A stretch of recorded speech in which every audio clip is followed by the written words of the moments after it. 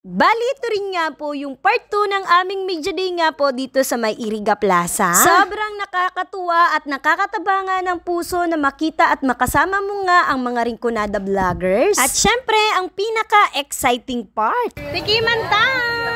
Kaya tara, samahan nyo kami! Eto na nga po, last October 20 nga po ay nagkaroon nga po ng media day dito nga sa May Plaza. At dito rin nga po ay sobrang dami nga po ng mga small content creator na nandito nga at mga photographer. Sa kadahilanan nga po na para makilala at malaman nga po ng mga hindi pa nga nakakapunta dito sa aming lugar na ganito nga kasaya at kaganda nga ang aming lugar. At para rin nga po, suportahan nga po ito nga pong mga food stall nga po dito sa May Plaza. Bali sa unang video ko nga ay napakita ko nga ang iba't ibang masasarap nga pong pagkain na meron nga po dito sa aming lugar. Bali hindi lang nga po isang stall nga po ang meron dito, kaya iba't ibang pagkain nga po ang pagpipilian mo dahil may 27 stall nga po dito. Kaya ulit, iniinggan nyo ko nga ni po kamo ngami na maiyanan nga ni po ading lugar nga ni po namang magayon. At eto na nga po, dahil nakakatakam na nga talaga ito nga pong masasarap na mga pagkain ay nagkaroon muna nga po ng simple nga pong program. At eto rin nga po ang isa sa mga nakakatuwa nga po yung naimbitahan ka na at may pa-certificate at simpleng token nga po sila. Bali ito nga po ay Media Day of Association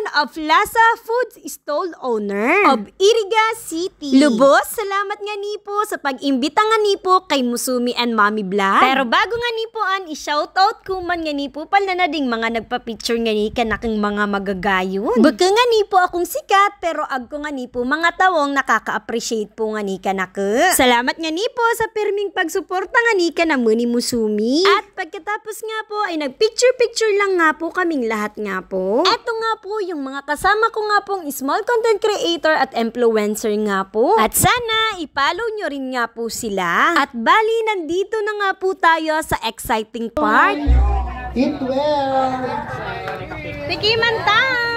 At dito nga ay kitang-kita mo na nga talaga na sobrang lalaki nga ng kanilang ngiti. Syempre, nakakatuwa at sobrang ang daming pagkain na pagpipilian. At kahit nga ako ay sa sobrang dami ay hindi ko na nga malaman kung ano nga yung uunahin kong pagkain. O, bayda na si ate malakadakilukito na kaga. Mapapabayli nga ni talagay ka sa siram kading mga pagkain. Sobrang muya nga ni kading puso ko ta mananamitan ko kung ano nga ni gusto kong manamitan. At dahil libre nga po ito ay kakainin na nga po natin ito. Pipili ka na lang nga talaga kung ano nga po yung gusto mo. At alam naman nga natin na lahat nga po ito ay masasarap nga talaga. Oh, may nangani po palan ka mo magkain. At tadawa ka mo kito diri manggabiyan busog-busog na naman ka mo kito mga kinain ninyo. Dawa man itong libre mga magtagaluway-luway ka mo ha. Pati si Musumi nakikipagsabayan magkain. Oh, sa wakas na imbitahan man na buka sa piyestahan. Pero daag pa nga ni sa piyestahan kadakil kading handaan. At dahil di na nga ni nira maugran, kanya-kanya na nga ni sirang kuko sa plastic. At dahil tinatawan na nga ni kita sa plastic, kuunan tanayan. Malaka mga happy talaga, oo. Oh, diri ka mo pakaribok na una kong kinukosyopaw. Adi pati, da adi supug, tasanaya di sa piyestahan. Ay basta, bahala ka mo sayang kading foods. Oh, basta, magtagatawa-tawa na sa naraw kita.